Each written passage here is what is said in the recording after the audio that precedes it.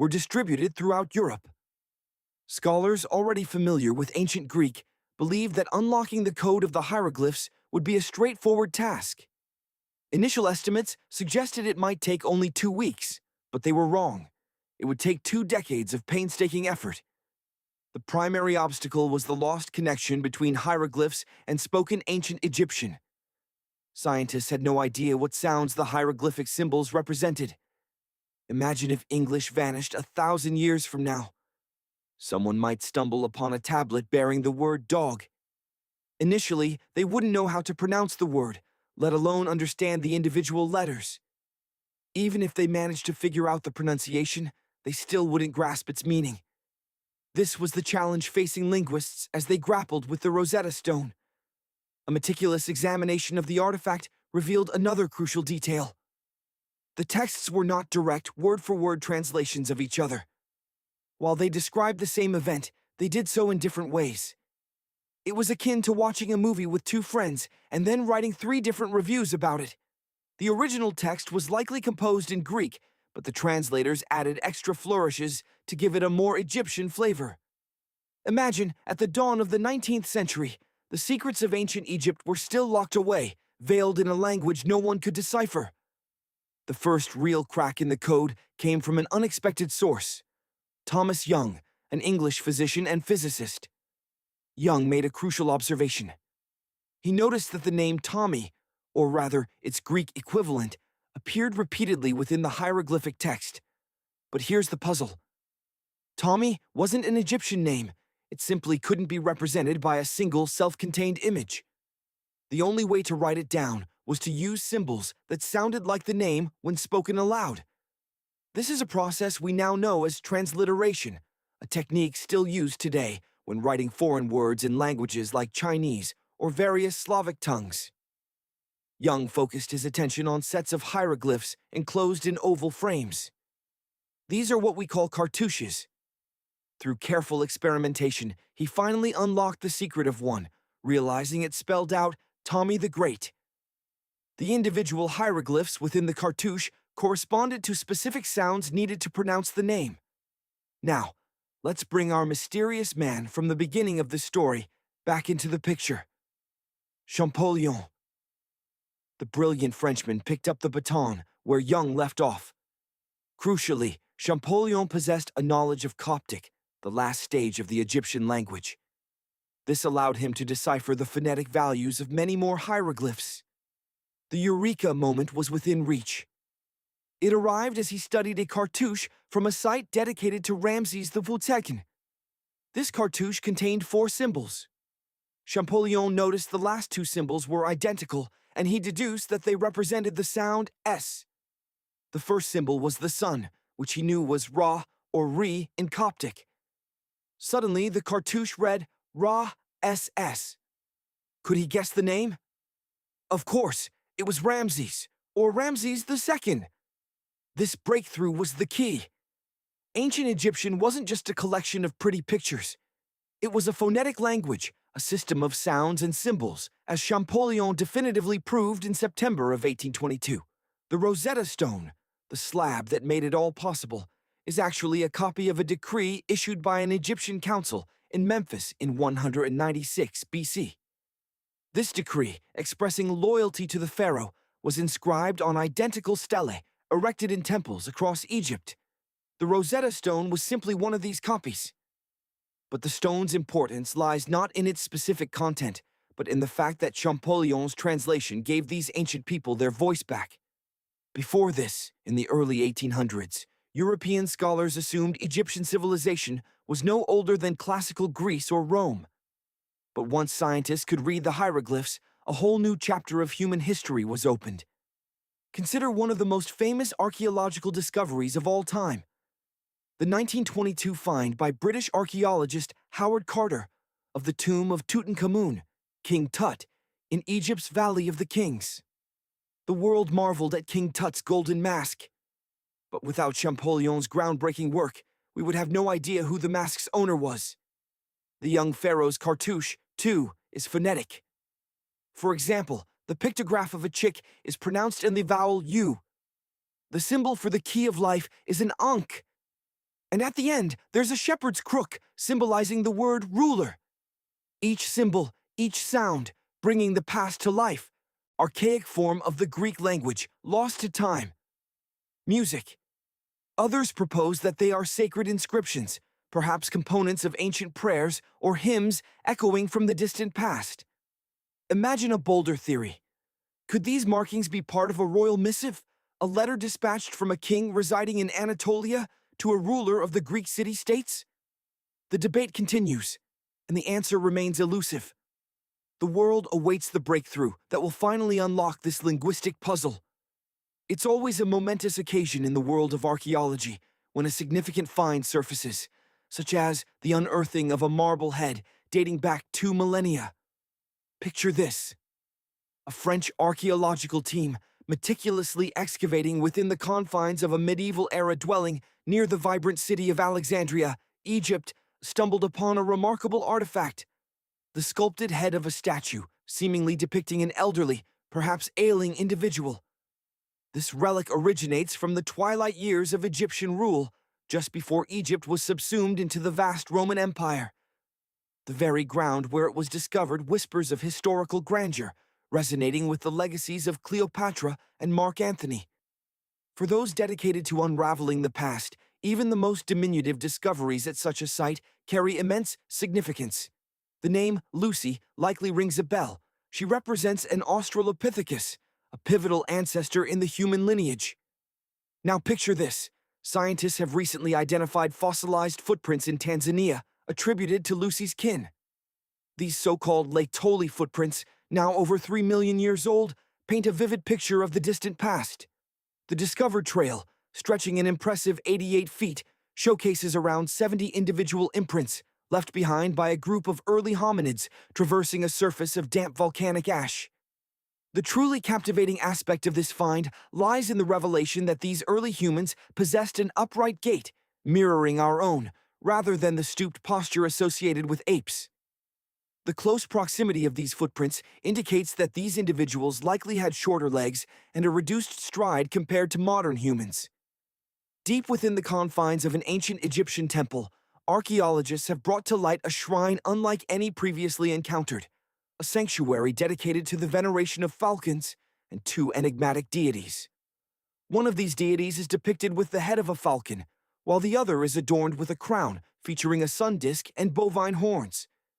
However, the most perplexing discovery lies in an inscription etched into the stone, which reads, "It is improper to boil a head in here." What could this cryptic warning mean? At the heart of this sacred space, 15 falcons, each meticulously decapitated, were found carefully arranged upon a pedestal, presumably as offerings to the falcon-headed deity. One prevailing theory suggests that these birds were subjected to boiling, perhaps as a means of facilitating the removal of their feathers before being presented within the shrine, in accordance with the strange edict carved into the stone.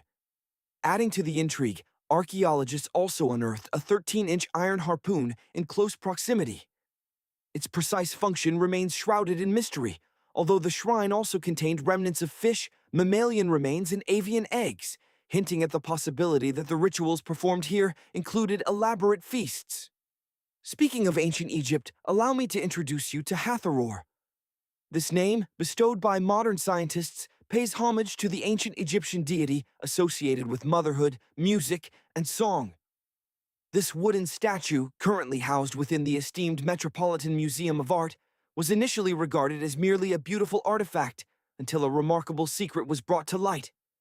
Through the use of X-ray technology, experts uncovered a complex mechanical system concealed within the statue, complete with an intricate network of pulleys and axles connecting the shoulder to the left leg. When activated, this ingenious mechanism caused the statue's hand to rise and lower, an extraordinary feat of engineering from over 3,000 years ago. This statue, crafted during Egypt's Middle Kingdom around 1800 BCE, is often compared to the sophisticated automata of the 19th century due to its advanced design. It is believed that the statue served a purpose in religious ceremonies, symbolizing Hathor's role in dance and music. In the northern reaches of Kuwait, an unexpected discovery unfolded as a joint Kuwaiti-Polish team unearthed a mysterious statue dating back 7,500 years. The statue is characterized by an elongated skull, the absence of a mouth, narrow eyes, and a flattened nose. These features are indicative of an Ubaid figurine, a type of artifact named after the Greek word for snake. It was likely crafted by the Ubaid culture, a civilization renowned for their mastery of pottery. While the precise role of this peculiar statue remains unknown, it may have been connected to ritualistic or symbolic practices. Some scientists propose that these figurines, often found within homes or final resting places, were intertwined with significant cultural beliefs. One cannot discuss the unresolved mysteries of our world without acknowledging the enigma of elongated skulls. In the arid landscapes of Peru, researchers have brought to light 5 ancient skeletons, including 2 exhibiting unnaturally elongated skulls. While head shaping was a common practice in numerous ancient cultures, these particular skulls seem to defy conventional explanations. Local legends recount tales of the so-called Gentiles, a mysterious race said to have been banished underground by powerful deities. Some speculate that these skulls are representative of this lost race. Others believe that this is However, a different type of genetic anomaly was identified following the discovery of an infant skull that was too large to have been artificially shaped. Now, a question that continues to puzzle archaeologists is this: how exactly did the ancient Egyptians manage to construct those magnificent pyramids? As far as we can tell, their resources were relatively limited, especially when it came to advanced tools and durable building materials. The complete answer still eludes us, but we do have some compelling theories to consider. One prominent theory suggests that the Egyptians employed a clever strategy. Imagine them constructing a vast, sloping embankment made of mud bricks, earth, and sand, encircling the pyramid as it rose. As the pyramid grew taller, they simply increased the height and length of this massive structure. It's as if they were engaged in an ancient, monumental game of Jenga. But how did they manage to lift those enormous stone blocks to such heights? According to the ancient Greek historian Herodotus, they utilized sleds, rollers, and levers. It seems they transformed construction into a colossal tug-of-war.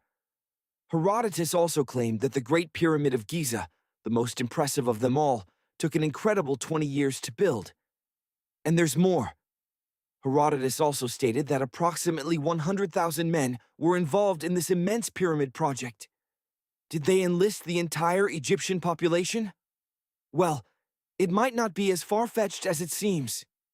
These men were likely mostly farmers, dedicating their time to the pyramids during periods when agricultural work was minimal, such as during the Nile River's flood season. Of course, specialists in the archaeological community have contributed to this theory. By the late 20th century, evidence emerged suggesting that the workforce might have been smaller and more permanent than initially believed. Instead of a massive army of 100,000 laborers, they proposed that a more modest crew of around 20,000 workers, supported by essential personnel like bakers, physicians, and even spiritual leaders, could have accomplished the task. Then there's a theory that the pyramids were actually built from the top down. This suggests that these colossal structures were originally isolated hills used as quarries. The stones were extracted from these hills, and over time, competing engineers shaped and transformed them into the iconic pyramids we recognize today. Before dismissing this theory as pure fantasy, consider that some found it plausible. After all, isolated hills do exist in the region. Perhaps this theory contains a glimmer of truth. Whether it involved ramp construction or ingenious labor management, one thing is certain. These pyramids have indelibly marked history and continue to captivate our imaginations. Speaking of ancient Egyptian mysteries, there's a gigantic unfinished obelisk in Egypt, and scientists are trying to understand how it was shaped. Some propose that ancient craftsmen used handheld pounders to accomplish the task. However, one expert offers a different perspective. He argues that a closer examination of the patterns left by the shaping tools reveals something intriguing. The walls of the trenches surrounding the obelisk exhibit a consistent and even pattern, which seems unlikely if they were created solely by manual pounding. According to this expert, these horizontal striations typically result from a tool that pauses while removing material, leaving its mark on the surface. Imagina might lack the sophistication required to generate such detailed underground imagery. These experts suggest that the five smaller chambers detected near the surface could very well be natural geological formations, especially considering the area's long-standing sacred significance predating the construction of the pyramids themselves. Some have even dismissed the utility of radar methods in this specific context, deeming them scientifically unproven and questioning their reliability. The purported discovery has nonetheless reignited fervent discussions about ancient Egyptian myths and the tantalizing possibility of hidden texts concealed beneath the sands around the Giza pyramids. The layout of these newly detected underground chambers bears striking resemblances to mythological accounts of the legendary Hall of Records, a fabled chamber believed to safeguard the accumulated wisdom of early Egypt. Should these findings be substantiated, they could dramatically reshape our understanding of Egypt's sacred landscape. This lost city beneath the pyramids could offer tangible evidence of previously unknown subterranean structures. The Khufu project team is understandably eager to commence excavations to validate their findings. However, obtaining the necessary approvals from the Egyptian authorities presents a formidable challenge. Crucially, these discoveries must undergo rigorous peer review before gaining acceptance within the broader academic community. Intriguingly, this recent archaeological buzz in Egypt follows closely on the heels of another intriguing discovery: a peculiar structure beneath the Royal Giza Cemetery, which researchers suspect is not of natural origin. Utilizing remote sensing techniques, archaeologists have identified a mysterious L-shaped configuration buried beneath the Western Cemetery of Giza. This area is historically significant, serving as the final resting place for members of the royal family and high-ranking officials.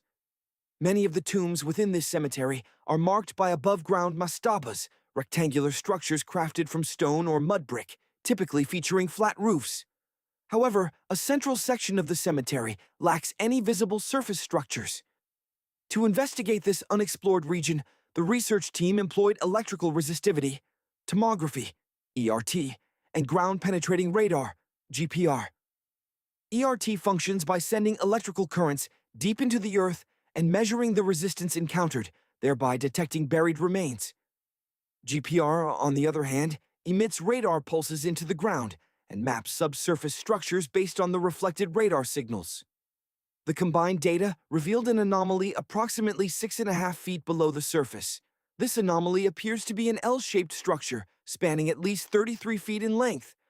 The data suggests that the structure was deliberately backfilled with sand sometime after its construction.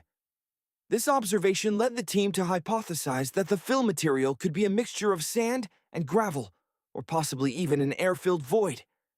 The anomaly was classified as a highly resistive structure, indicating that it was unlikely to be a natural formation. Motoyuki Sato, the study's lead author and a professor at Tohoku University in Japan, asserts that the structure's sharply defined shape rules out the possibility of it being a natural occurrence.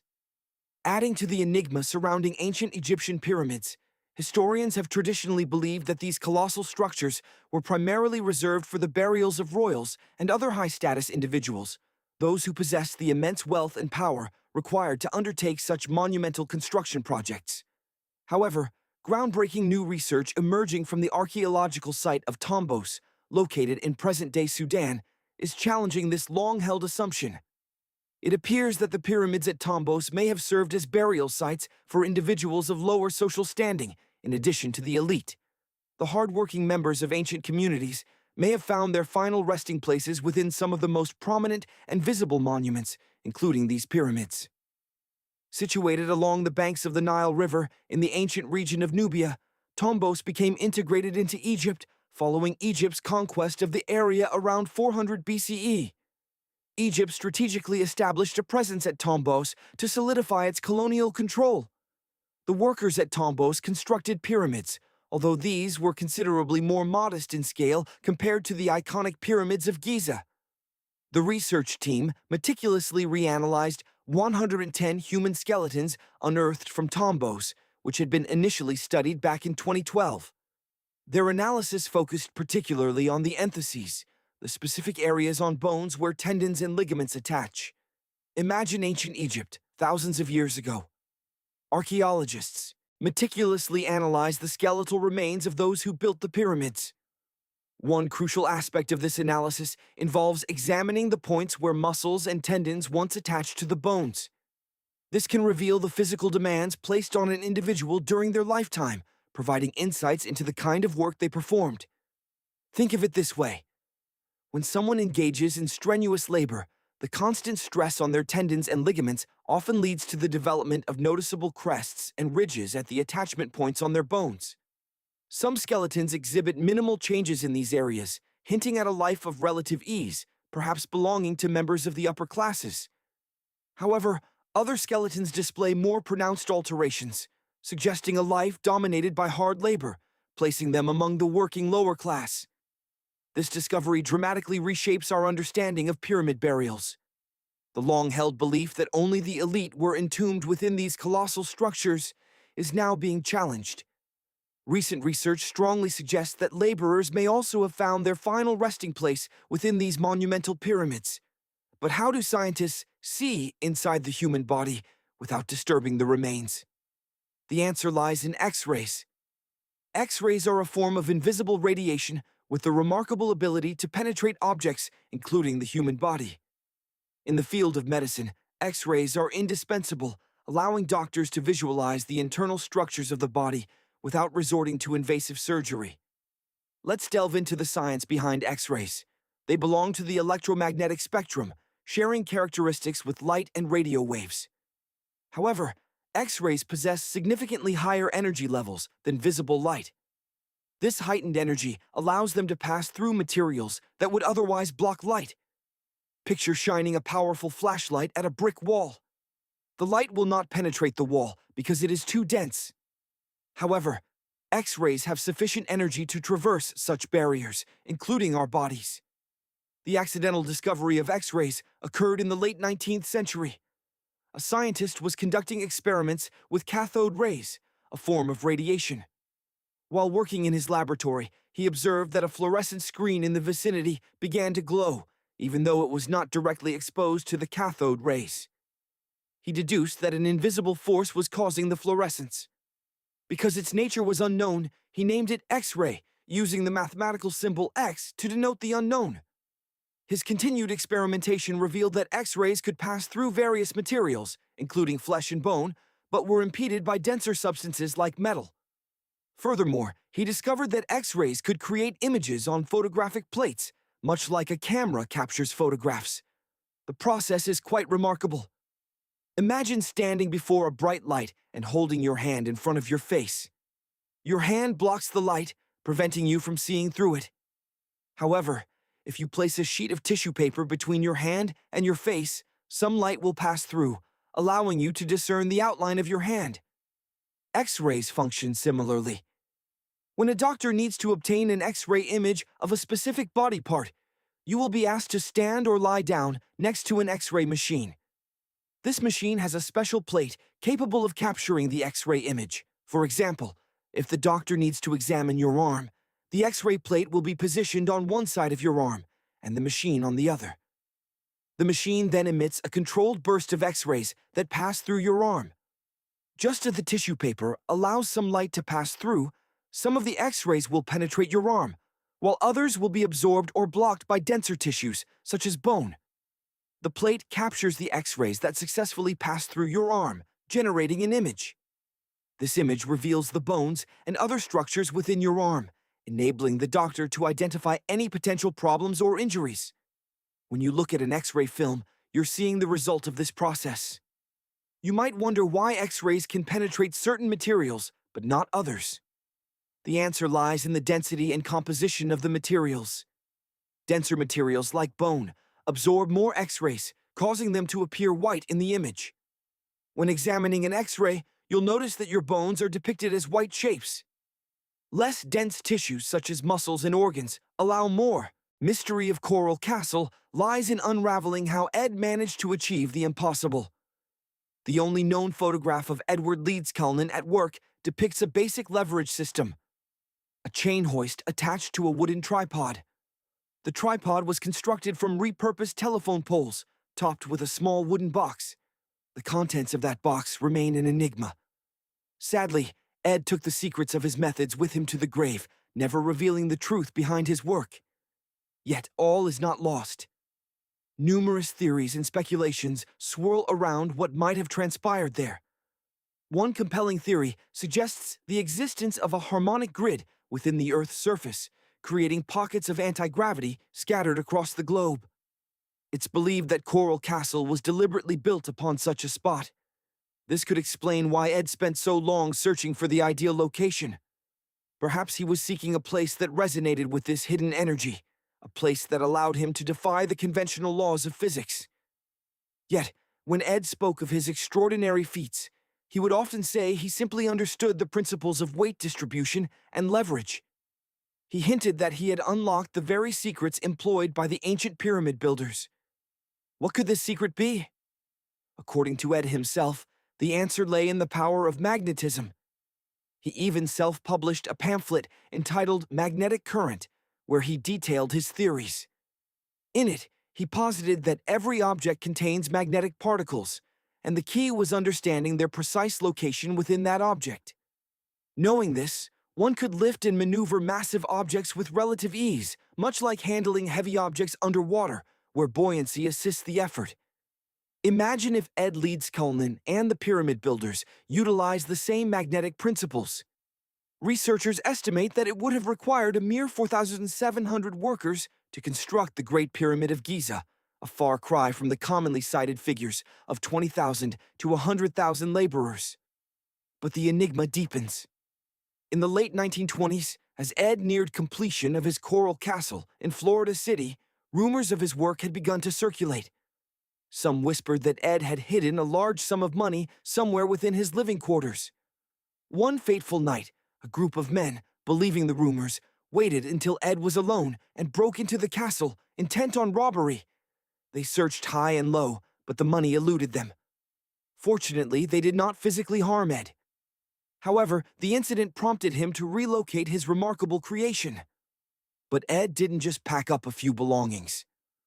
Oh no, he decided to move the entire Coral Castle to a new location, roughly 10 kilometers away.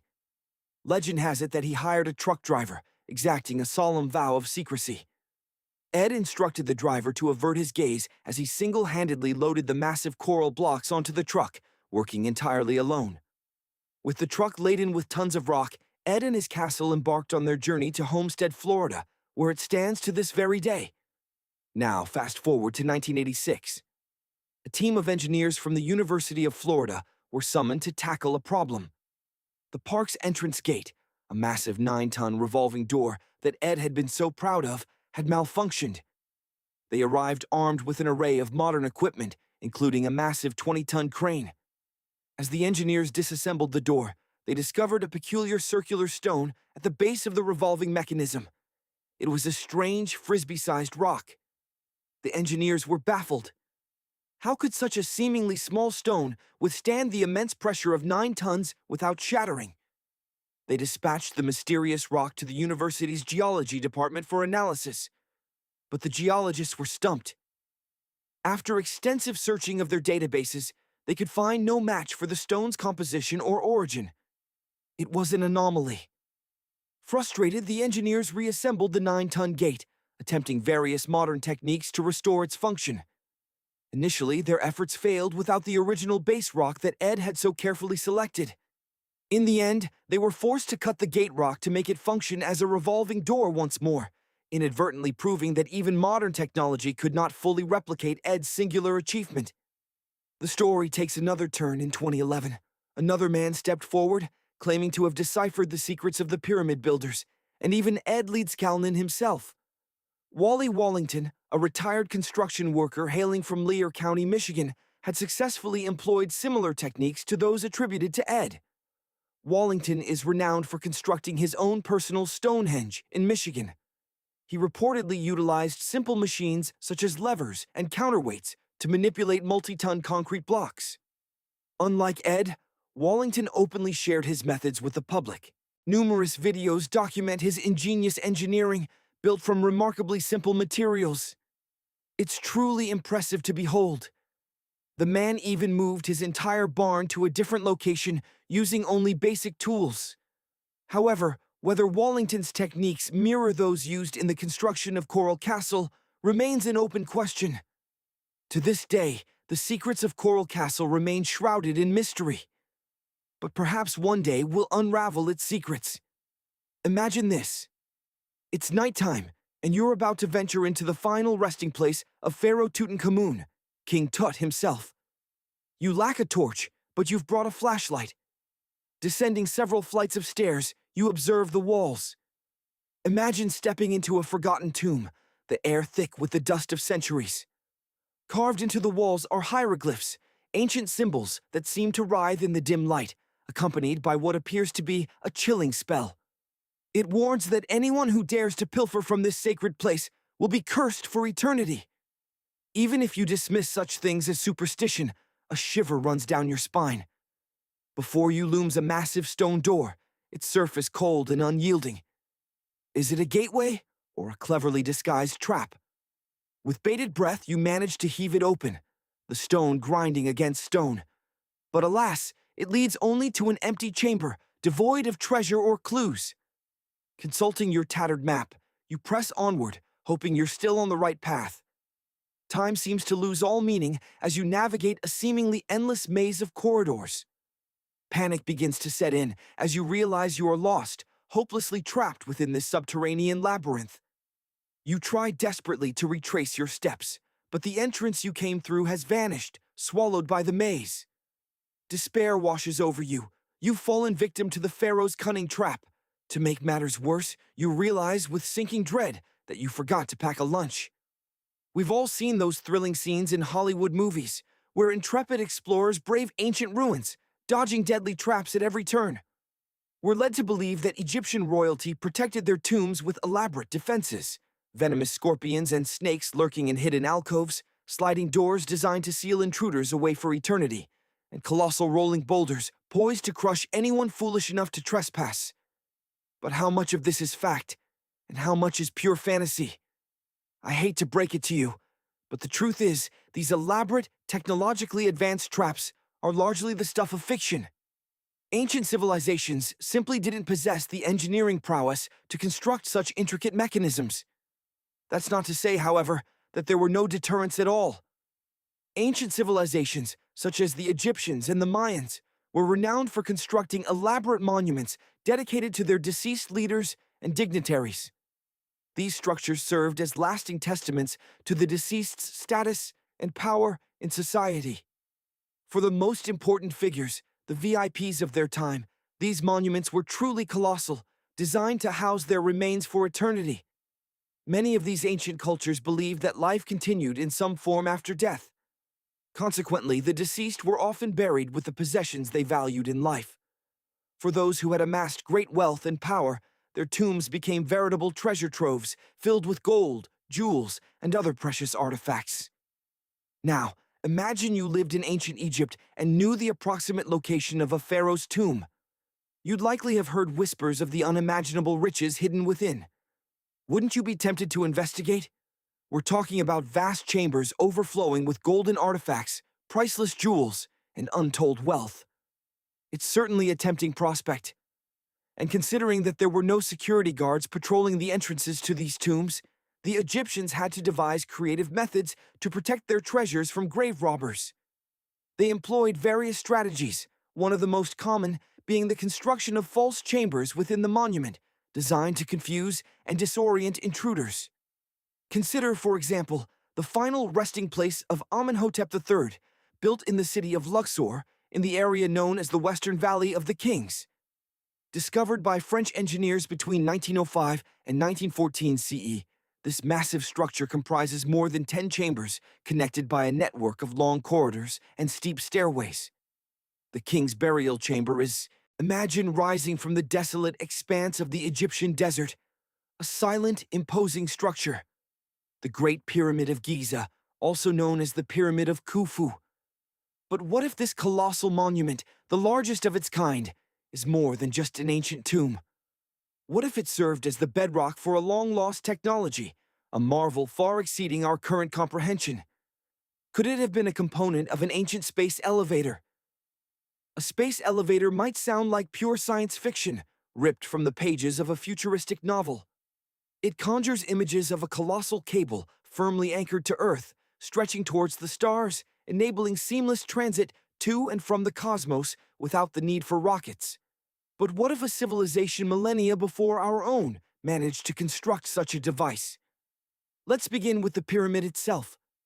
The Pyramid of Khufu isn't just another pyramid, it is the most massive and precisely engineered pyramid on the planet. While historians estimate its age at approximately 1,500 years, some believe it to be significantly older. Proponents of this theory claim to possess supporting evidence, though it's often dismissed by mainstream Egyptologists. Perhaps it clashes with the established narrative, or maybe its implications are simply too earth-shattering to contemplate.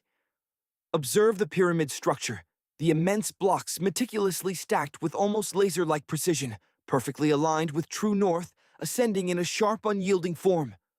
Within, a network of narrow, sloping corridors and a limited number of chambers exist. These corridors seem ill-suited for human passage, their narrow, angular design suggesting they were intended to accommodate something else entirely, something functional. The passages themselves resemble maintenance tunnels rather than ceremonial halls. They don't even run horizontally, instead slanting inward and downward, as if serving some concealed purpose. Additionally, diagonal channels run from the edges toward the center, their function a complete mystery. Could they have been lubrication channels or pressure tunnels? Then there's the main chamber, situated near the pyramid's core but not precisely at the center. Why this off-center placement? And consider the peculiar vertical shaft at the very apex, plunging downward toward the center. Around the pyramid, vast quantities of rust are present, thousands of tons. What if this rust is the remains of a technological complex, an ancient spaceport that crumbled into dust and debris ages ago? Could these chambers have been technical rooms dedicated to maintaining the impossible, a cable extending into space? The corridors and channels might have been used to stabilize, secure, or even power this enigmatic device. Historians maintain that these pyramids were tombs or ritual sites. Yet when archaeologists struggle to decipher an ancient structure, they often attribute it to religious purposes. The truth, however, might be far more practical and astonishing. The pyramid could have served as the base for an immense stabilizing structure designed to support a cable extending into space. An ancient civilization might have constructed it to efficiently transport massive loads into orbit. A space elevator would have been an efficient and cost-effective solution, catering to the needs of an advanced society requiring consistent, reliable access to the sky. The pyramid's sheer mass is staggering and perhaps not accidental. To anchor something like a space elevator, a structure would need to withstand the immense pull of a cable stretching thousands of miles into orbit. It would need to balance centrifugal force with monumental gravity. This colossal stone pyramid could have been that very counterweight. The pyramid's inner chambers, corridors, and channels might have served distinct technical functions. Adjacent to the Pyramid of Khufu stands the slightly smaller Pyramid of Khafre. It features similar diagonal corridors, comparable central chambers, and the same deliberate alignment. Could it have been an earlier iteration of the space elevator, a prototype of the technology employed at Khufu? Like abandoned runways at an airfield, Khafre could represent the initial draft of something far more grandiose. You might ask, why would anyone require such a colossal structure in the ancient past? As civilizations advance, they invariably seek greater efficiency. A space elevator represents the ultimate economical solution for transporting vast amounts of cargo to and from orbit. It's the dream of modern engineers, and perhaps it was the remarkable accomplishment of an ancient society. We possess limited knowledge of who inhabited Earth 10,000 years ago, let alone the technologies they might have possessed. What if a civilization... Imagine, beneath the sands of Egypt, a secret lies buried, a lost city hidden beneath the iconic Pyramids of Giza. It's a colossal discovery, dwarfing even our wildest expectations. This isn't just a few chambers. We're talking about a network of underground passageways, immense chambers, and strange vertical structures, their purpose shrouded in mystery. Let's journey back to the beginning of this incredible find. A team of Italian and Scottish scientists driven by curiosity and armed with cutting-edge technology, embarked on a mission to study the Pyramid of Khafra. What they stumbled upon could rewrite the history books. The Khafra project, led by Corrado Malanga from Pisa, Italy, and Filippo Bandi from the University of Strathclyde, Scotland, focused its attention on Khafra's pyramid, the second largest on the Giza Plateau. Their exploration unveiled something extraordinary, a massive, complex structure lurking deep beneath the pyramid's foundations. Could this be the legendary underground city of ancient Egypt? The initial data suggested the presence of 8 gigantic vertical structures, possibly ancient wells or shafts plunging into the earth. These structures extend an unbelievable 6,500 feet. To grasp the scale, imagine laying 2.5 Burj Khalifas end to end. That's the sheer length of this subterranean find. Furthermore, these shafts descend almost 2,000 feet below the surface. To put that in perspective, some of the world's deepest subway stations reach only about 380 feet underground. These cylindrical shafts are encircled by spiraling pathways, reminiscent of an old Gothic castle, winding their way down into the darkness. And that's not all. These shafts connect to 2 enormous, strangely shaped chambers. Are they cubes or perhaps bowls? Each of these chambers spans over 260 feet. The purpose of these structures remains an enigma. But the mystery deepens. The team believes that similar access points might exist beneath all 3 of the main Giza pyramids. Imagine a vast interconnected network of hidden tunnels, chambers, and passages linking these monumental structures. And even deeper, perhaps 4,000 feet below the surface, lie even more unknown structures. Adding to the intrigue, some team members speculate that these hidden structures near the Giza pyramids could be connected to the legendary halls of Aru. In ancient Egyptian mythology, Aru is a realm where souls journey near the end of their earthly lives. There, they face a 3-day trial, confronting their deepest fears. How did scientists manage to detect these hidden spaces in the first place? The discovery was made possible by advanced satellite technology. 2 satellites, positioned 420 miles above Earth, beamed radar signals towards the Giza Plateau. These signals generated detailed images, which were then compiled into a 3D model of the underground layout, revealing the presence of the newly discovered shafts. Using synthetic aperture radar, SAR technology, a type of radar capable of penetrating solid rock, the team also identified 5 small room-like structures hidden within the pyramid itself. One of these chambers contained a sarcophagus. Initially, it was believed to be the tomb of Pharaoh Khafre, but scientists now suspect that this was a misidentification. The true burial site likely lies elsewhere, still hidden from view. These 5 hidden rooms, previously unknown, appear to be arranged at the center of the pyramid. They are connected to underground pathways that lead even deeper beneath the structure. Some believe these tunnels could lead to additional hidden chambers and wells, some of which may be around 4,500 years old. Could these discoveries unlock secrets of ancient civilizations? Preliminary data suggests that this underground space is far more than just a few empty chambers. There could be many more hidden structures near the Giza pyramids. The structure appears to incorporate hollowed-out sections with spiral pathways leading even further underground. Refining these images could reveal an extensive subterranean network, an entire city hidden beneath the sands. Despite the excitement, some questions remain. Many remain unconvinced about the existence of a subterranean city beneath Egypt. Skepticism surrounds the archaeological claims, largely due to the absence of thorough, peer-reviewed validation. This lack of verification has prompted several archaeologists and ground-penetrating radar specialists to challenge the assertions. They argue that the technology employed in the purported discovery, X-rays to pass through, resulting in gray shadows. But what if there was a way to see inside objects without using X-rays at all? I'm not talking about some kind of superpower. Settle in and let's explore the world of mography. This groundbreaking scientific technique allows us to peer inside objects and even beneath the Earth's surface using... Imagine particles raining down upon our planet from the depths of space. Cosmic rays.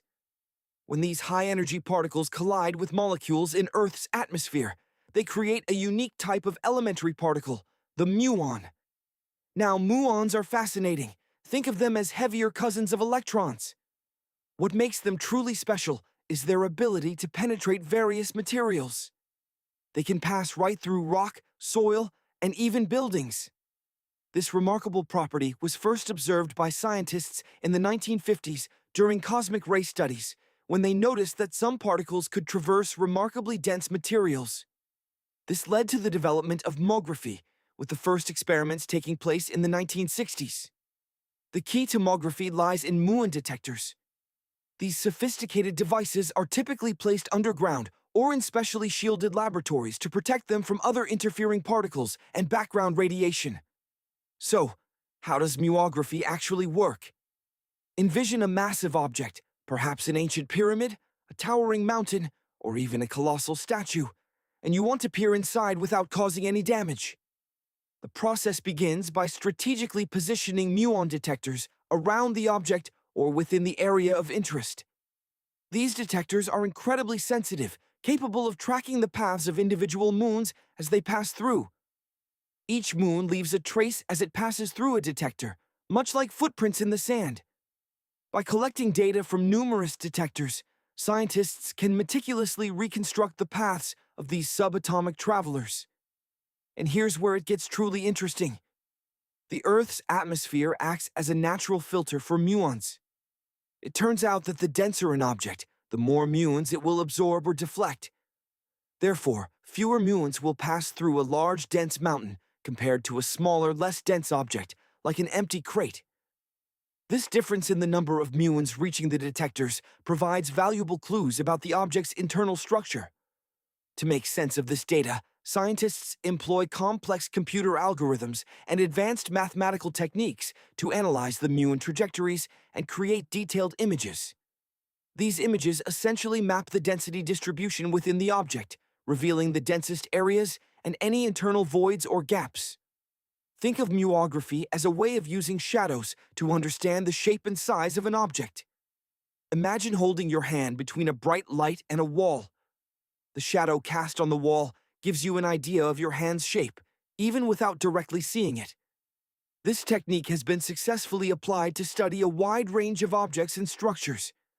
Scientists have used it to explore the inner workings of volcanoes, investigate the hidden chambers within pyramids, and even probe the structure of mountains and the Earth's crust. Using this remarkable technique, scientists made an astounding discovery within the Great Pyramid of Giza, uncovering something that had eluded explorers and tomb raiders for centuries: a hidden chamber. They called it, rather unimaginatively, the Big Void. To ensure the accuracy of their findings, the team employed 3 distinct muon detection techniques, leaving no doubt that a large, mysterious void existed within the grandest of all pyramids. The news of this incredible discovery quickly reached Egyptian authorities, who were eager to investigate further. They deployed an endoscope camera, inserting it through a small opening beneath the pyramid's entrance. The camera revealed a corridor featuring a distinctive chevron ceiling. One can imagine the ancient Egyptians using it as a dance floor. Another team of scientists then decided to rescan this newfound void. According to them, the Great Pyramid of Giza pioneered a unique architectural technique using chevrons to support internal structures and prevent collapse. But why did the ancient Egyptians construct this corridor and the grand void it leads to? One theory suggests the corridor was designed to relieve pressure within the pyramid's structure. Another proposes that the void is a consequence of the pyramid's construction process. Perhaps it was meant to be filled, but never was. It is conceivable that an internal ramp was employed to hoist the massive roof blocks into their designated positions, only to be either abandoned in place or loosely packed with debris thereafter. Some particularly enthusiastic explorers even suggest the tantalizing possibility of another undiscovered burial chamber lurking within. Their hypothesis centers on the notion that the construction of the pyramids involved a degree of improvisation. As the master builders plied their craft, they might have encountered unforeseen structural limitations, realizing that certain chambers were simply incapable of supporting the immense weight of a royal sarcophagus. Thus, they would have adapted their plans on the spot, devising innovative solutions as the project unfolded. Imagine the Great Pyramid, conceived as the ultimate eternal abode for the ancient Egyptian monarch, Khufu. Legend has it that the formidable French leader, Napoleon Bonaparte, once ventured into the depths of this colossal structure, only to emerge visibly shaken and ashen-faced. He never disclosed the nature of his experience within those ancient walls, but whatever he witnessed is said to have profoundly affected him for the remainder of his days. To reach the heart of the pyramid, Napoleon would have had to navigate a cramped and ascending passageway. This would have led him to another, more spacious corridor, known as the Great Chamber. This chamber would have been significantly taller than the preceding passage, featuring a corbelled ceiling. Finally, he would have arrived at the king's chamber, the undisputed centerpiece of the Great Pyramid. Lined with colossal granite blocks, it might not have presented the opulent spectacle one might expect. Unlike later examples, the walls of this chamber were devoid of hieroglyphic decorations, as the practice of adorning burial chambers in such a manner did not become widespread until later periods. The pharaoh's tombs, nestled deep within the pyramid's core, would have been replete with treasures, from substantial quantities of gold to the most exquisitely crafted jewelry the world had ever seen. Alas, these riches would have been plundered long ago, leaving behind only the massive sarcophagus that once housed the king's mummified remains. One would also have passed by the queen's chamber. Despite its name, this room likely never housed any queens, as pyramids were typically constructed for a single individual. From this chamber, mysterious tunnels extend into the unknown. To this day, their purpose remains shrouded in mystery. And that's not all. Whispers of ancient pharaohs laying curses upon those who dared to disturb their eternal slumber were already circulating in Napoleon's time. Many pyramids bore inscriptions warning of the terrifying consequences that awaited those who dared to trespass and disrupt the tranquility of the deceased. We may never know precisely what Napoleon encountered within the Great Pyramid that so deeply unsettled him, but we do know what awaited Howard Carter and Lord Carnarvon in the tomb of Tutankhamun. Tutankhamun, an ancient Egyptian pharaoh who ascended to the throne at the tender age of 8 or 9, became a global sensation when his tomb was discovered almost entirely intact in 1922. His pyramid is located in the Valley of the Kings, near modern-day Luxor in Egypt. In stark contrast to the Great Pyramid, Tutankhamun's tomb was adorned with vibrant and elaborate wall decorations. These murals depicted the young pharaoh's journey to the afterlife through the perilous underworld. The ancient Egyptians believed that all souls were destined to undertake this journey, and thus they furnished their tombs with objects and paintings intended to aid them in their passage. Spells were also inscribed on the walls, believed to assist the deceased in traversing to the next realm. Recognizing that the journey would be long and arduous, the ancient Egyptians also stocked the pyramids with provisions. Tutankhamun's pyramid, for instance, contained no fewer than 8 baskets of fruit. Astonishingly, archaeologists even unearthed what appeared to be gingerbread fruit within its chambers. The rooms were overflowing with furniture, statues, clothing, staffs, and a multitude of other items. One would have discovered a plethora of garments and opulent jewelry within the pyramid's confines. The ancient Egyptians were determined that their departed ancestors should travel to the afterlife in style. Thus, Tutankhamun was interred with over 50 articles of clothing, all of the highest quality. These included tunics, scarves, gloves, and headdresses, along with a staggering array of jewelry. Bracelets, pendants, necklaces, rings, and protective scarabs were all discovered within, each meticulously crafted from gold or precious stones. Imagine the splendor of ancient Egypt thousands of years ago. Even simple things were imbued with majesty. Pharaohs were cooled by fans crafted from the vibrant feathers of ostriches, a welcome respite from the scorching Egyptian sun.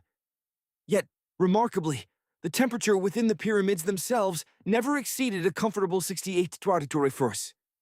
The ancient Egyptians had devised a sophisticated air conditioning system, the intricacies of which remain a puzzle to modern minds. Within the tomb of Tutankhamun, archaeologists discovered a staggering collection of 130 walking sticks fashioned from luxurious materials like ebony, ivory, silver, and gold to aid the young pharaoh on his journey to the afterlife. And should he tire of walking, 3 magnificent chariots were also included.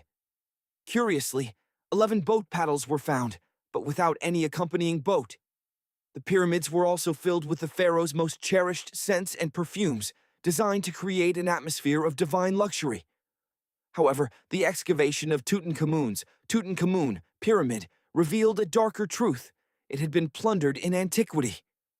Evidence of forced entry and traces of spilled oils in empty jars indicated a brazen raid, likely targeting the gold and precious fragrances intended for the king's eternal comfort. A small amount of perfume remained in one vessel, a blend of coconut oil and frankincense, hinting at the opulent aromas that once filled the tomb. It appears Pharaoh Tutankhamun, also enjoyed games of strategy. An ivory traveling set of the game Senet was found within his pyramid. Though the exact rules are lost to time, it is believed to be a predecessor to backgammon, a two-player contest where the objective was to remove your opponent's pieces from the board. One wonders, though, who the mummy of Tutankhamun, was meant to play with in the afterlife. The ancient Egyptians possessed customs that might seem peculiar to us today. For instance, the loss of a cat was mourned so deeply that the entire household would shave off their eyebrows as a sign of grief. Therefore, it comes as no surprise that unusual items were placed within the pyramids. Archaeologists have unearthed mummified cats and scarab beetles, dating back over 4,000 years, within the pyramids of Saqqara, south of Cairo. Cosmetics were also common finds, with makeup kits and mirrors discovered in abundance. Both men and women in ancient Egypt proudly wore makeup, with eyeliner being the most popular choice. One of the most pivotal discoveries within the pyramids was the Rosetta Stone.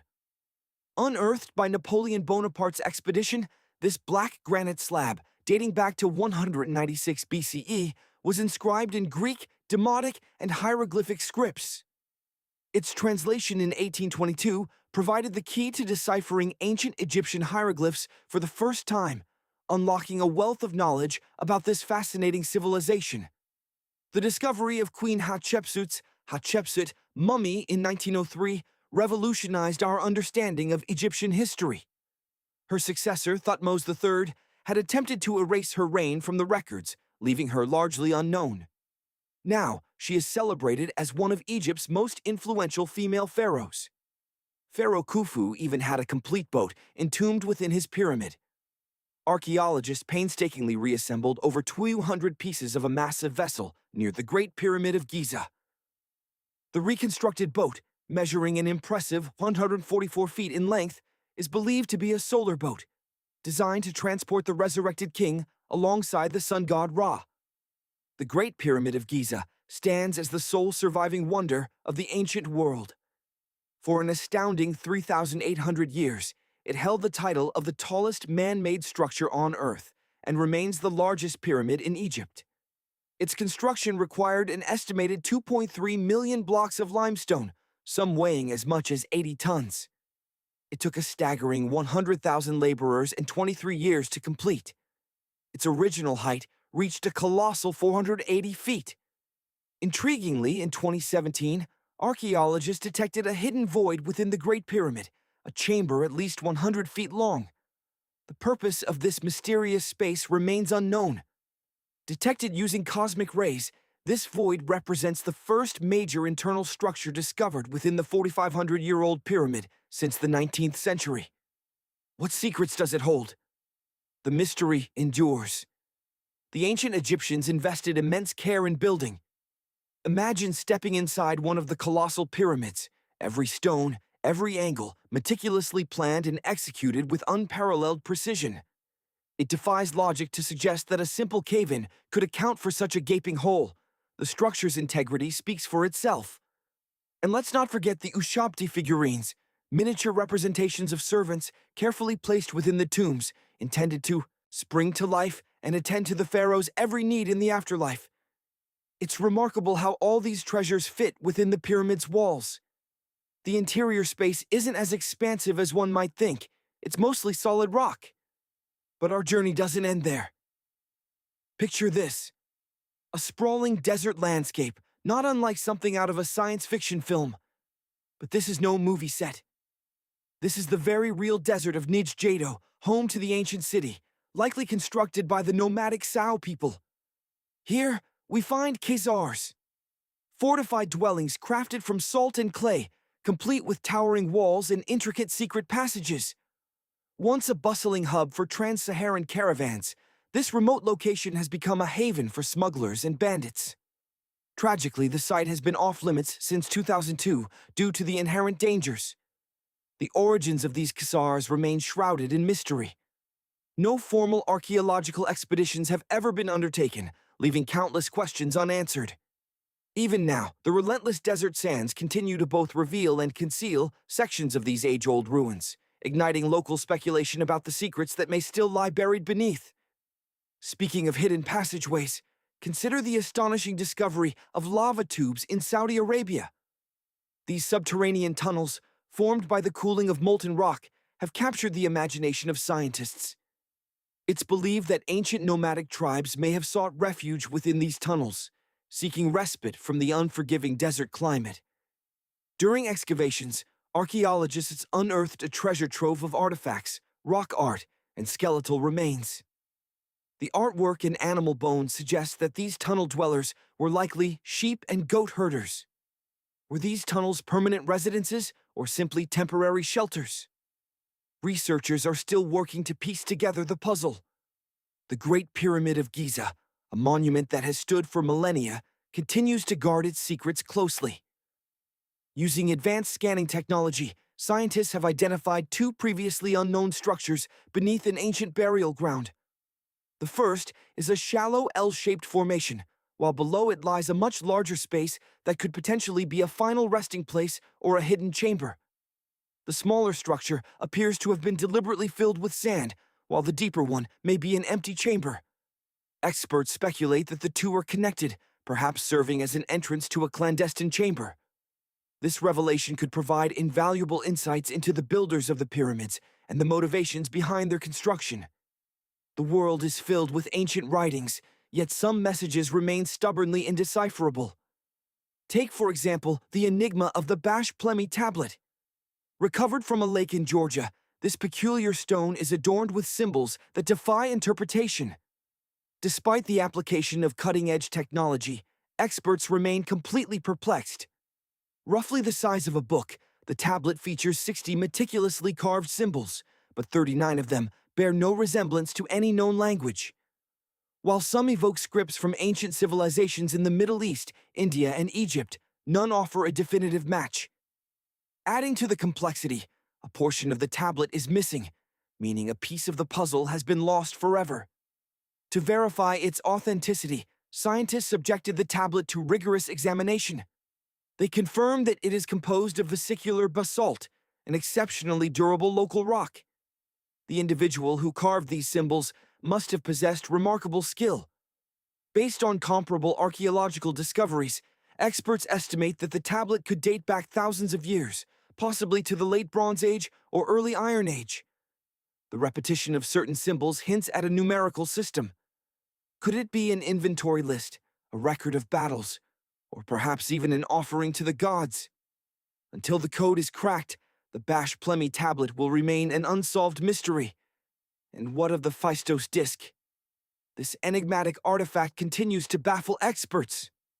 This 6-inch clay object, unearthed in 1908, is inscribed with curious spiral markings that have yet to be fully deciphered. The disc features 241 symbols on both sides, depicting a range of subjects from people and animals to tools and plants. Numerous theories have been proposed regarding the meaning of the symbols. What could these ancient symbols mean? The mystery deepens. Some scholars speculate that they represent an tool being rocked back and forth against the trench walls, effectively clearing away debris to prevent the trench from narrowing. In such a scenario, the tool might have left distinct horizontal striations where it pressed against the sidewall. This suggests the use of advanced technology, something the dynastic Egyptians likely did not possess. Another prominent Egyptologist from long ago. During his explorations, he also discovered numerous core drills. Though the actual drill bits are now lost to time, his collection includes core remnants fashioned from limestone, alabaster, and even granite. Imagine the skill required to work with such materials. But these remarkable constructions are just a fraction of what the ancient Egyptians gifted the world. Believe it or not, they were the ingenious minds behind the handheld mirror. Yes, that small mirror you use every day for a quick check. But here's the fascinating part. These weren't mere functional objects. They were works of art.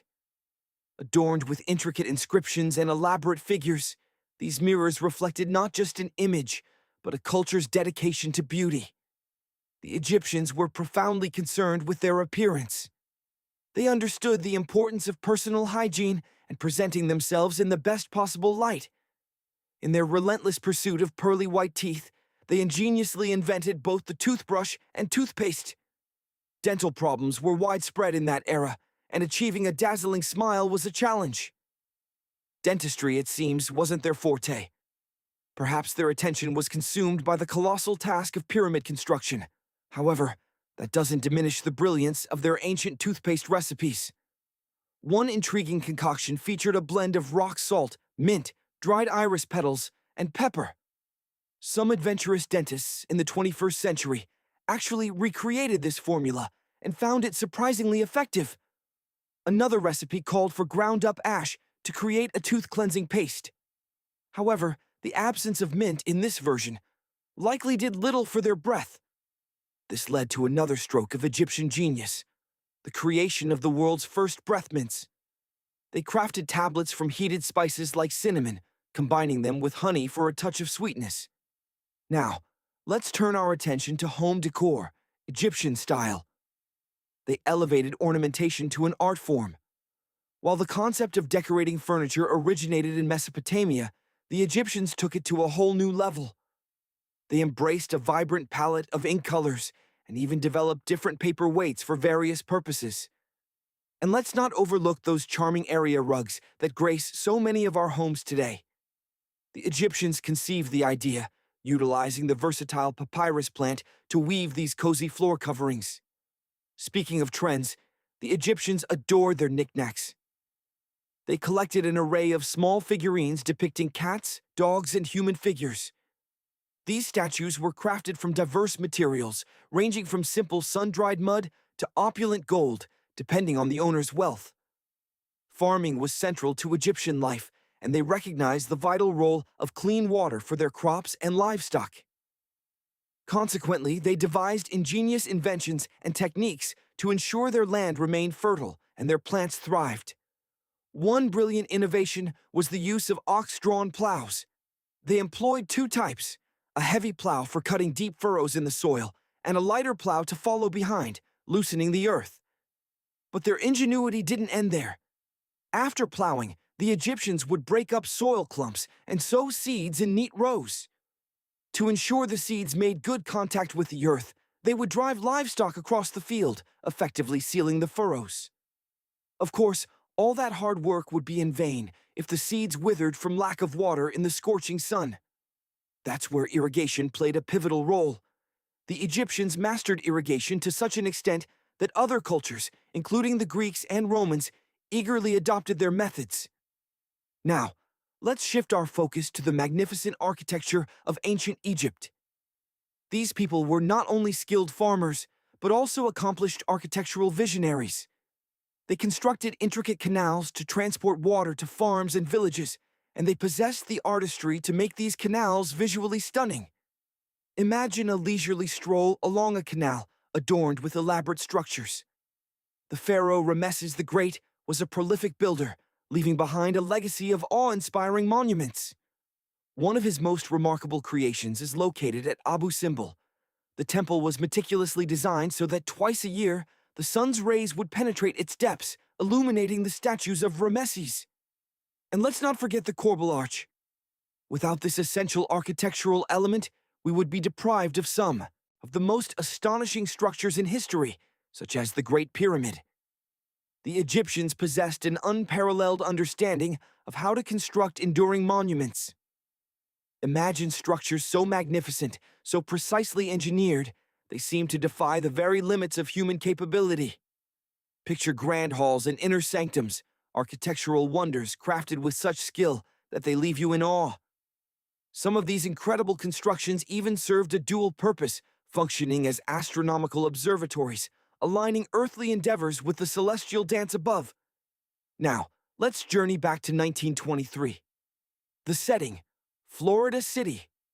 Two teenagers, fueled by youthful curiosity, sneak out under the cloak of night.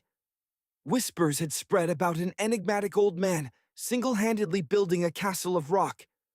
But the rumors also spoke of his intense secrecy. Any prying eyes would immediately halt his progress. Undeterred, these teens managed to slip into the old man's backyard, witnessing a spectacle they would later describe as nothing short of magic. They recounted seeing massive stones floating, moving with the lightness of helium balloons. This solitary figure was somehow maneuvering stones weighing up to 30 tons, all to construct his extraordinary castle. Though he guarded his methods fiercely, the old man, a character, openly spoke about his creation around town. But when pressed about how he, alone, was achieving this monumental feat, he would simply reply with a knowing glint in his eye, "I cracked the secret of the pyramids." Our story truly begins in Latvia, the homeland of Edward Līdzkalnis. Born in a humble village on January 12, 1887, Edward came into the world within a family of stonemasons. It's likely that this heritage exposed him to ancient building techniques from a young age. However, fate dealt him a challenging hand. He grew up a sickly child, forever limited in his capacity for heavy lifting and strenuous physical activity. At 26, a cruel twist of fate irrevocably altered Ed's path. The woman he loved, his betrothed, broke off their engagement. Heartbroken and adrift, Ed made the life-altering decision to emigrate to the United States. He wandered through several American states before ultimately settling in Florida, the stage for his life's grand adventure. Ed dedicated years to the meticulous search for the perfect plot of land to realize his dream house. He consistently rejected fertile farmland, a decision that baffled those around him. When questioned, he would only offer a cryptic smile. Finally, he purchased a parcel of land that his friends considered utterly undesirable. The soil was nothing but solid bedrock, impossible to plow or cultivate. Yet for Ed, it possessed an inexplicable allure, perfectly suited for the vision he held. Those who knew Ed often described him as eccentric, a man marching to the beat of his own drum. When asked about his motivation for building a house, he would simply state, "It's for my sweet 16. Someday she's coming back." Then, abruptly, he would steer the conversation in another direction. It consumed Ed nearly 30 years to complete Coral Castle, a feat he accomplished entirely on his own. He labored only under the protective darkness of night, fiercely guarding his methods from prying eyes. The completed Coral Castle stands as a testament to ingenuity, embodying a series of enduring mysteries. Imagine visiting the site in its early days. To enter, you would have to pass through a 9-ton, 8-foot-tall revolving gate, so perfectly balanced that even a child could effortlessly push it with a single finger. Ed was immensely proud of this gate, initially naming the site Rockgate Park. It was only after his death that it was renamed Coral Castle, a more fitting tribute to his creation. Stepping inside, visitors were immediately confronted with the astonishing wonders of Ed's construction. Towers soared skyward, adorned with mystic symbols. Furniture and swing sets, all meticulously crafted from monolithic blocks of stone, were scattered throughout the grounds. The stones are positioned atop one another, relying solely on their immense weight for stability. Remarkably, the entire park encompasses approximately 100 hard tons of stone. Even today, a visit to Ed's living quarters reveals the simple tools he employed: chisels, hammers, ropes, and pulleys. The type of work he accomplished would be daunting even with modern equipment, let alone without it. The central, today. Instead, it served to support the joints between the massive stones as they were set in place.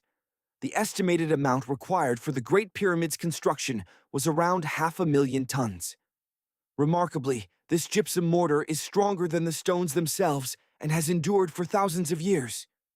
All 4 sides of the Great Pyramid are aligned with the cardinal directions: north, south, east, and west. According to geologist and engineer Glenn Dash, the alignment is accurate to within 4 minutes of arc, or 1/15 of a degree. The architects achieved this feat without the aid of modern tools such as drones, blueprints, or computers. Many researchers have attempted to explain this construction marvel. Perhaps they used the pole star or the sun's shadow. Dash recently proposed a simpler idea. The Egyptians may have used the autumnal equinox to align the pyramids. This event occurs twice a year when the Earth's equator passes through. Imagine the scorching Egyptian sun beating down relentlessly. It's the equinox, that fleeting moment when day and night stand in perfect balance. Dash, a modern researcher, sought to understand how the ancient Egyptians might have pinpointed this crucial date. His experiment, a testament to human ingenuity, involved a simple rod, a gnomon, casting its shadow. On September 22, 2016, Dash meticulously tracked the shadow's tip, marking its progress at regular intervals. These points, when connected, formed a graceful curve. He then stretched a taut string between 2 points on this curve, creating, remarkably, a nearly perfect east-west line. Dash observed that on the equinox, the shadow's path traces a straight line, aligned almost precisely east to west, exhibiting only a slight counterclockwise deviation. Intriguingly, a similar error is present in the very construction of the pyramids themselves. Though conducted in Connecticut, Dash theorized that this method would have been equally effective in ancient Egypt. All that was needed was a clear, sunny day. The Egyptians, by counting 91 days from the summer solstice, could have accurately determined the fall equinox. Yet, frustratingly, they left behind scant clues, no detailed engineering documents, no meticulously drafted architectural plans to illuminate their methods. Perhaps they mapped shadows, but definitive proof remains elusive. For centuries, scientists have grappled with a fundamental question. How were colossal stone blocks transported to the pyramid sites? Now, a potential answer emerges. A dedicated research team from the University of North Carolina, Wilmington, has made a groundbreaking discovery. 31 pyramids were likely constructed along a long-lost, ancient branch of the life-giving River Nile. This branch now lies concealed beneath the shifting sands of the desert and fertile farmland. Archaeologists have long suspected the existence of a nearby waterway, essential for transporting the immense quantities of materials, equipment, laborers, and supplies necessary for pyramid construction. However, the precise location, shape, size, and proximity of this waterway to the pyramids had remained a mystery. Until now. Employing a combination of advanced radar satellite imagery, meticulous analysis of historical maps, comprehensive geophysical surveys, and detailed sediment coring, the research team painstakingly mapped the course of this ancient river branch.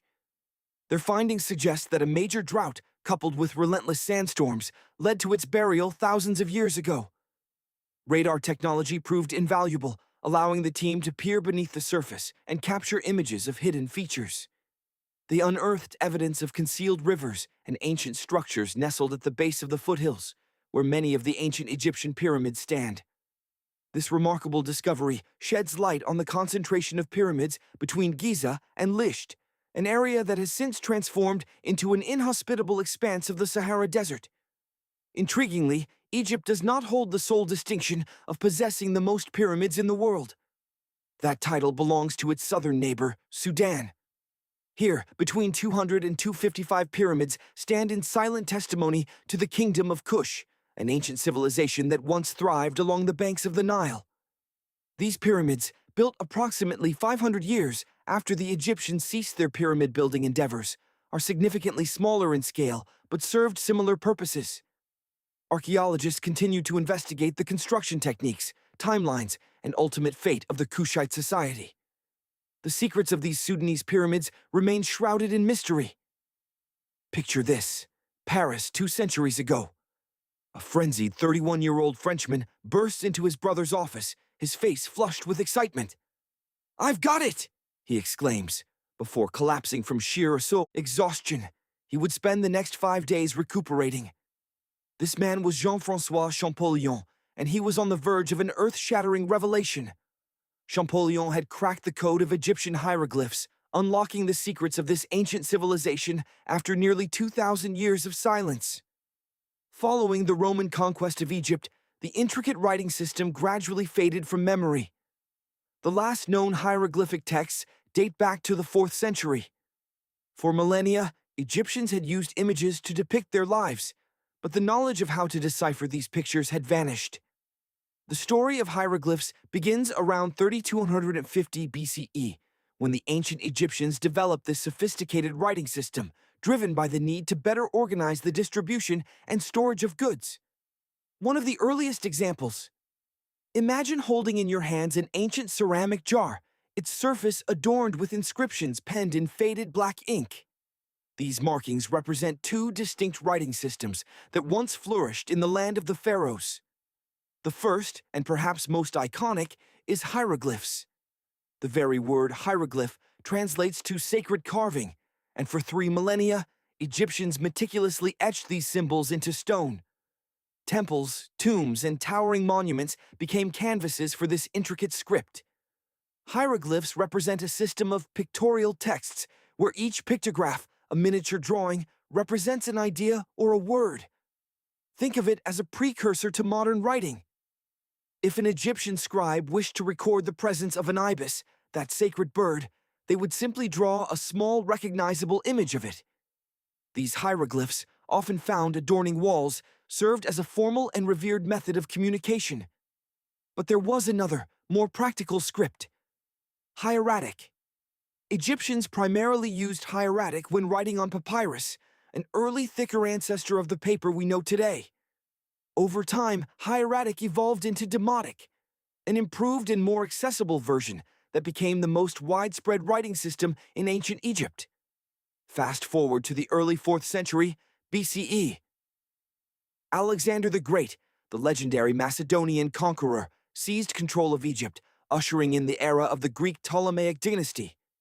You've likely heard of Cleopatra, the last and most famous ruler of this dynasty. During her reign, both Egyptian Demotic and Greek were used side by side. The two languages began to mingle, and by the year 100 AD, a new language, Coptic, emerged. Coptic gradually supplanted the ancient writing systems, consigning them to the realm of history. For a couple of centuries, only Egyptian priests continued to use hieroglyphs, their sacred meanings slowly fading from collective memory. But the story doesn't end there. Centuries later, Arab scholars embarked on a quest to unlock the secrets of the hieroglyphs. Medieval travelers, encountering these enigmatic symbols, sought to decipher their meaning. They consulted Coptic speakers and translated texts from Greek and Latin into Arabic, hoping to crack the code of the ancient script. During the Renaissance, a renewed fascination with the legacy of ancient Egypt swept across Europe. Scholars of the era, however, mistakenly believed that hieroglyphs were merely a collection of symbols, not a fully developed written language. This misconception would persist until a pivotal discovery in 1799. Just a year prior, Napoleon Bonaparte, the ambitious French leader, had arrived in Egypt. His soldiers, while constructing a fort on the site of a 15th century structure in the port town of Rashid, Rosetta, unearthed a remarkable artifact. Embedded within a section of the old fortification wall was a slab of dark granite-like rock, a stone tablet measuring roughly 40 inches high and 30 inches wide. Upon its surface were 3 distinct sections of text, carved in 3 scripts and 2 languages, hieroglyphs, Demotic, and Greek. It was a fragment of a larger ancient stele, an upright stone slab, typically used for dedications to a person or event. But the Rosetta Stone, as it became known, was damaged. Approximately 2/3 of the hieroglyphic text at the top was missing, and the Greek text at the bottom lacked a cornerstone. Only the Demotic script in the middle of the slab remained fully preserved. The Rosetta Stone eventually found its way to the British Museum, igniting the curiosity of the scientific community. A race against time began to decipher its secrets. Prints and casts of the slab. Missing feature is its nose. What happened to it remains shrouded in mystery, a subject of much speculation and debate. Sphinxes, in general, were revered as guardians of important sites. This particular sphinx, bearing the likeness of Pharaoh Khafra, stands guard over his pyramid, facing the rising sun. The Great Sphinx is one of the largest and oldest statues in the world. Originally, the Sphinx was not only complete with its nose, but was also vibrantly painted. Scientists have uncovered traces of red pigment on its face, suggesting that it was likely painted red. Additionally, remnants of yellow and blue paint have been found on its body. Until around 1800, the Sphinx was buried up to its shoulders in sand, until a determined adventurer, with a team of 160 men, excavated it from its sandy tomb. But let's return to the monumental task of construction. The workers, of course, required a constant supply of stone blocks. Two primary sources provided these essential materials. One quarry was located close to the construction site, yielding a fossil-rich, yellowish stone that was primarily used for the pyramid's interior. However, the fine-grained limestone blocks required for the pyramid's exterior were quarried from a site located 8 miles away. These massive blocks were hauled to the construction site on sleds that were 30 feet long. Imagine the scene: a crew of 10 working in unison. The desert sand, moistened just so, provides a surprisingly effective surface for their task. Together, they heave, straining against the ropes as they pull a massive stone block across a makeshift sled. The weight is immense, a testament to the scale of their ambition. Cutting the limestone from the earth wasn't the primary challenge, surprisingly. Deep within the bedrock, the stone was relatively soft, yielding to their tools. It could be split and shaped with comparative ease. But once exposed to the harsh, dry air of the desert, the limestone underwent a transformation. It hardened, becoming far more resistant. The real test was shaping the blocks. Each one had to be exact. Inaccuracy was not an option. The slightest miscalculation could jeopardize the structural integrity of the entire pyramid. Imagine the precision required, the meticulous attention to detail. So, the limestone was quarried, transported on sleds, and painstakingly shaped. But how, then, were these colossal blocks raised into position? This remains one of the great mysteries surrounding the pyramids. Archaeological discoveries have unearthed remnants of ramp systems dating back to the pyramid-building era. Most historians now agree that the ancient Egyptians employed an ingenious ramp system to maneuver these massive stones. The prevailing theory suggests a network of ramps surrounding the pyramid. Picture a central ramp, flanked by staircases on either side, gradually ascending as the pyramid grew taller. Teams of workers perhaps ascended those stairs, hauling stones on wooden sleds. However, this is just one possibility. Some experts propose that the ramps spiraled around the pyramid's exterior. Others even speculate that ramps were built inside the pyramid itself. The truth may forever elude us, a secret buried within the sands of time. The exterior of the pyramid was originally covered in gleaming white limestone, polished to a mirror sheen with sand and stone. At its apex sat a capstone of solid gold and silver, reflecting the sun's rays with such intensity that it shone like a second sun over Egypt. Imagine the spectacle. Now, let's venture inside. Surprisingly, the interior of the Great Pyramid is relatively sparse. The vast majority of its volume is solid stone, leaving little open space. From the entrance, two passageways diverge. One descends, the other ascends. These lead to the chambers within. There are 3 in total. The reason?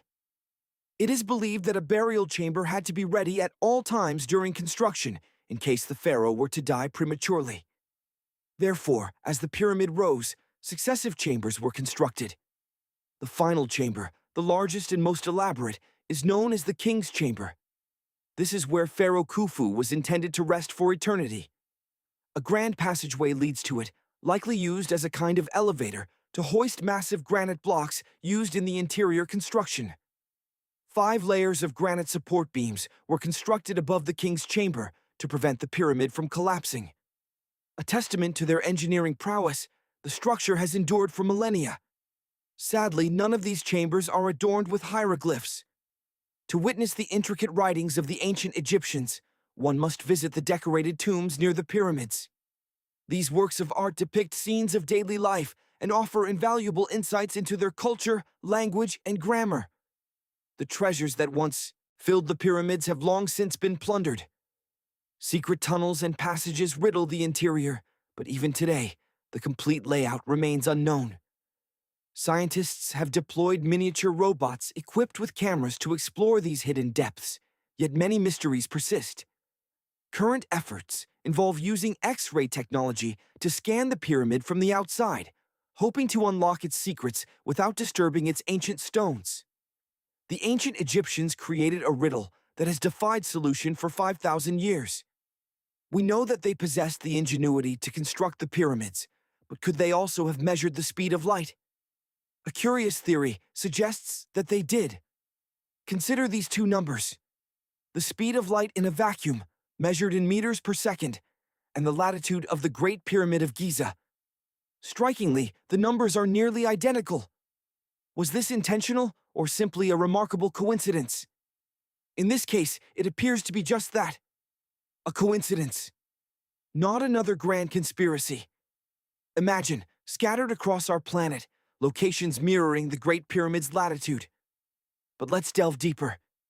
Even if the ancient Egyptians had somehow unlocked the secret of the speed of light, choosing to safeguard this knowledge, the units they would have used would not have been meters.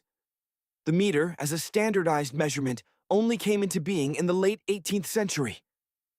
The pyramid builders operated with a different standard: the cubit. 1 cubit, roughly 1.5 feet, was based on the length of the human forearm, from elbow to fingertip, a measurement that held sway across the ancient world. So, if their intention was to astonish the world by aligning the pyramid's location with the speed of light expressed in cubits, they would have needed to place their monumental structure somewhere in Europe.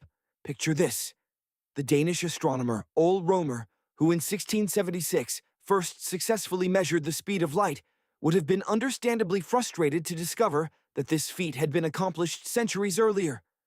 So, while the ancient Egyptians were undeniably advanced in many respects, they never measured the speed of light, nor did they use longitude and latitude to map their locations. Now, the base of the Great Pyramid of Giza might strike you as a perfect square. However, it is actually an 8-sided structure, not 4. Each of its 4 sides possesses a subtle, almost imperceptible concave indentation, dividing it evenly from base to apex. As the story goes, a British pilot, in 1940, was the first to notice this feature while flying over the pyramid. His aerial photograph captured shadows that highlighted these indentations. Some believe that these lines are only visible from above, best observed at dawn and dusk during the spring and autumn equinoxes. This observation has fueled a rather strange theory: that the ancient Egyptians may have designed the pyramids as a form of communication with something observing them from the skies above. The Great Pyramid stands as one of only 3 pyramids known to have possessed a swivel door. This door, weighing approximately 20 tons, could still be easily opened from the inside. Its precise construction rendered it almost invisible from the outside, with no visible latch or handle. Only slight variations in the exterior stone hinted at its presence. The other 2 pyramids with similar doors belonged to Khufu's father and grandfather. Furthermore, the Great Pyramid harbors a hidden void, at least 100 feet in length, discovered only in 2017. The purpose of this space remains a mystery. We don't know what it contains, what function it served, or if it is the only space of its kind. Researchers employ the same technology to peer through cathedral walls, Mayan pyramids, and even volcanoes. This technology relies on a natural phenomenon: a constant rain of subatomic particles called muons. Muons pass more readily through empty space than through solid materials.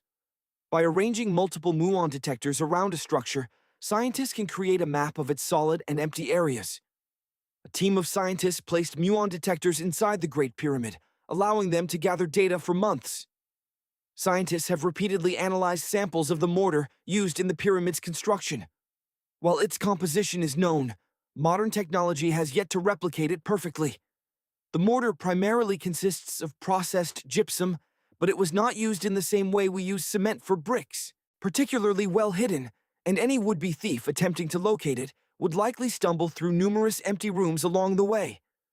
Other pharaohs employed different tactics, such as commissioning monuments with false doors that concealed deep pits, some as deep as 20 feet. An unsuspecting intruder, lured by the promise of treasure, could easily find themselves plunging into one of these hidden traps. In addition to false doors, pharaohs also incorporated labyrinthine corridors and false walls into their monuments. These intricate mazes could delay robbers for hours, even days, before they finally located the king's actual burial chamber. As for the idea of pits filled with venomous snakes, the truth is far less dramatic. While it's possible that the occasional reptile might have found its way into these monuments, they likely wouldn't have survived for long. Snakes simply couldn't survive for years without a reliable food source. So, yes, that's another Hollywood-inspired myth debunked. If these traps seem rather mundane, archaeologists have uncovered an interesting deterrent in the final resting places of some pharaohs. Imagine the jungles of pre-Columbian Mexico, long before European ships appeared on the horizon. Here, nestled amongst the dense foliage, lay Palenque, one of the most powerful cities of the Mayan civilization. Within its borders rested the Red Queen, a figure of immense power and influence, believed to be the grandmother of the last Mayan king. To honor her, a magnificent monument was erected, a final resting place designed to safeguard her remains for eternity. The discovery of her tomb was nothing short of a triumph. In 1994, archaeologists, tirelessly excavating the site, stumbled upon an ancient monument. Their shovels struck something solid, revealing a hidden chamber. A concealed door guarded its secrets. With bated breath, they breached the entrance, revealing a long, shadowy corridor. This passage led them inexorably towards the Queen's chamber. The anticipation was palpable as the team prepared to unearth the secrets within, the mummy of the Queen herself awaiting discovery. Inside, the Queen lay surrounded by treasures, shimmering pearls, intricately carved jade, delicate shells, and precious stones. But as the team meticulously explored the chamber, a peculiar detail caught their attention. The room was saturated with a vibrant red powder. The color red held significant cultural importance for the Mayan people, adorning their clothing and buildings. However, the purpose of this particular red substance remained a mystery. Samples were carefully collected and transported back to the lab for analysis. The results were startling. The red powder was identified as cinnabar, a highly toxic mineral. Inhaling this substance could cause severe and debilitating health problems. The team realized that this was no mere decoration. It was a trap, a deadly defense mechanism designed to protect the Queen's riches from grave robbers. Imagine the terror of those who dared to violate her tomb, succumbing to the insidious effects of the red dust. But the Mayans weren't the only ones to use creative means to protect their dead. Dangerous powders might be one of the more extreme examples of tomb defenses, but spells and curses were another popular method. Inscriptions were carved into the monuments, warning of terrible consequences for anyone who dared to disturb the resting place. We might scoff at the idea of curses today, but in ancient times they held a powerful sway over the minds of people. These spells often promised a tragic fate for anyone who dared to steal from the tomb. Houses consumed by fire, devastating floods, and incurable diseases. However, these threats weren't always enough to deter determined grave robbers. Yet, some stories persist, hinting that these curses might have held a grain of truth. Take the tale of Howard Carter, the renowned British Egyptologist who unearthed the tomb of Tutankhamun in 1922. After months of fruitless searching, Carter stumbled upon the tomb's entrance almost by accident. A stairway, hidden beneath the sands, led down to a sealed doorway. Royal symbols were etched into the stone, indicating that a person of great importance lay within. With a chisel, Carter carefully breached the doorway and peered inside, holding a candle aloft.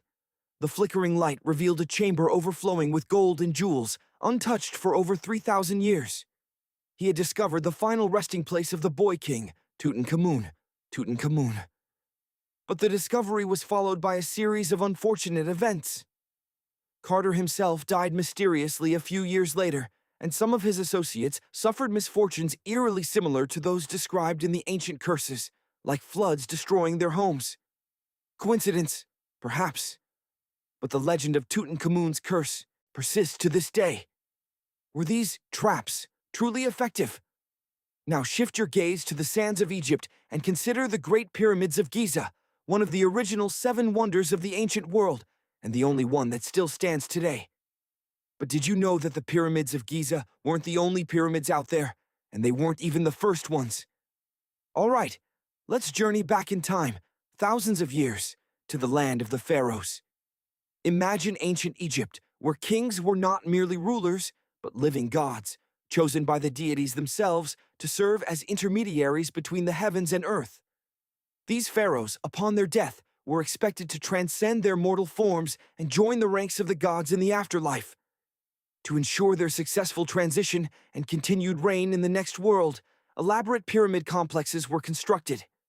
These weren't just tombs. They were meticulously planned estates designed to provide everything a king might desire or need in eternity. Each complex typically included the iconic pyramid itself, a sprawling palace for the pharaoh's spirit, and magnificent temples for worship and offerings. Within the pyramid's depths lay the burial chamber, the king's final resting place. This chamber was lavishly furnished with all the accoutrements of royal life, opulent furniture, delectable food, and gleaming gold vessels.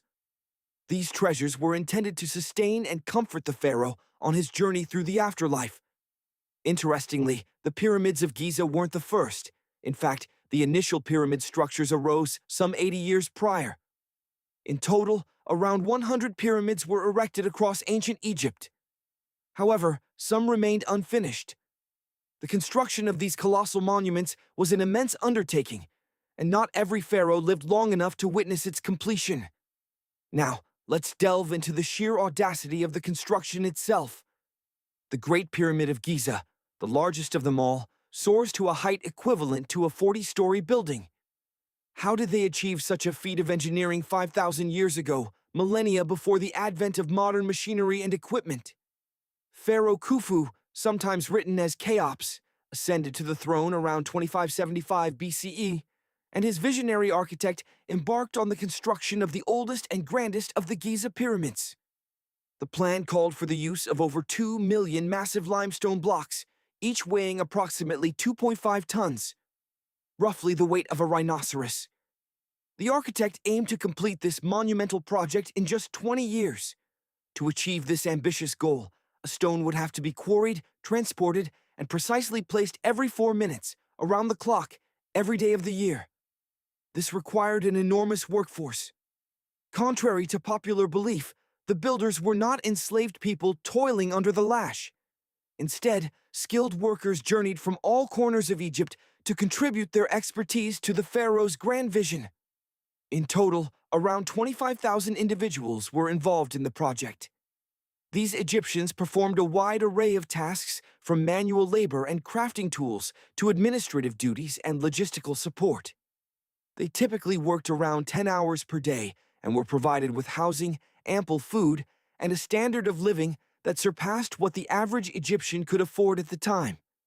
It's believed that the builders resided in a nearby temporary city, a highly organized community with a clear leadership structure. Adding to the marvel, the pyramids were meticulously aligned with the cardinal directions, their sides symbolizing the radiant rays of the sun. Yet, compasses were non-existent at that time. The ancient Egyptians, with their profound understanding of astronomy, determined the precise directions themselves, using the constellations to achieve astonishing accuracy in their alignment. The construction site was strategically located on the west bank of the Nile River, a location imbued with symbolic significance. Just as the sun sets in the west, so too does life draw to a close in the west, representing the transition to the afterlife. The second pyramid at Giza was commissioned by Khufu's son, Pharaoh Khafre, also known as Khafre. While slightly smaller than his father's, Khafre's pyramid boasts the iconic Great Sphinx, the colossal statue with the body of a lion and the head of a human. Of course, the Sphinx we see today is not quite as it was originally. The most notable,